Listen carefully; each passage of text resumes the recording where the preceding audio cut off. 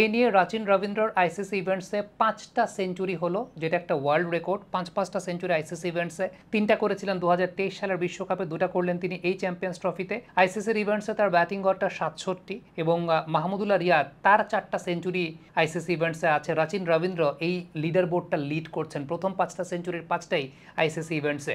একটা প্রশ্ন জাগে না যে কিভাবে এরকম prominent batter Rachin Rabindra international ক্রিকেটে একদম ইনিশিয়াল স্টেজে এসেই তিনি খুব নাম কুড়াচ্ছেন, তার ক্যারিয়ারের পিকে আছেন। অবশ্যই এই ব্যাপারটা যদি আমরা খুঁজতে চাই তাহলে 2021 সালের একটা আর্টিকেলে ফেরত যেতে হবে, যে আর্টিকেলটা ইন্ডিয়ার একটা গণমাধ্যম লিখেছিল। সেখানে তার বাবা রবি কৃষ্ণমূর্তি তার একটা সাক্ষাৎকার ছাপা হয়েছিল এবং সেখানে তিনি বলেছেন রাচিন রবীন্দ্র মূলত নিউজিল্যান্ডের যে এমার্জিং ক্রিকেটারদেরকে পলিশড করার যে পলিসি, সেই পলিসির একজন স্টুডেন্ট। মূলত নিউজিল্যান্ড যে হাই পারফরমেন্স সেন্টার রয়েছে লিঙ্কন ইউনিভার্সিটির, সেখানেই তার আপগ্রেডেশনের জায়গাটা, টেকনিক্যাল অ্যাসেসমেন্টের জায়গাটা এবং টেকনিক্যাল আপলিফট কিভাবে করা যায় সেই জায়গাগুলো কিন্তু শানিত পরিশীলিত করা হয়েছে। আমরা গেল কদিন ধরে বলছিলাম যে আফগানিস্তানের মতো জায়গায় 3টা হাই পারফরমেন্স সেন্টার আছে, আমাদের বাংলাদেশে কোনো হাই পারফরমেন্স সেন্টার নাই। নিউজিল্যান্ডের লিঙ্কন ইউনিভার্সিটির সঙ্গে অ্যালোকেটেড যে হাই পারফরমেন্স সেন্টার, সেখান থেকেই মূলত আসলে রাচিন রবীন্দ্র তার ক্যারিয়ারের এই যে পলিশড করা, তার টেকনিক্যাল আপগ্রেডেশন করা, সেই কাজটা করা হয়েছে।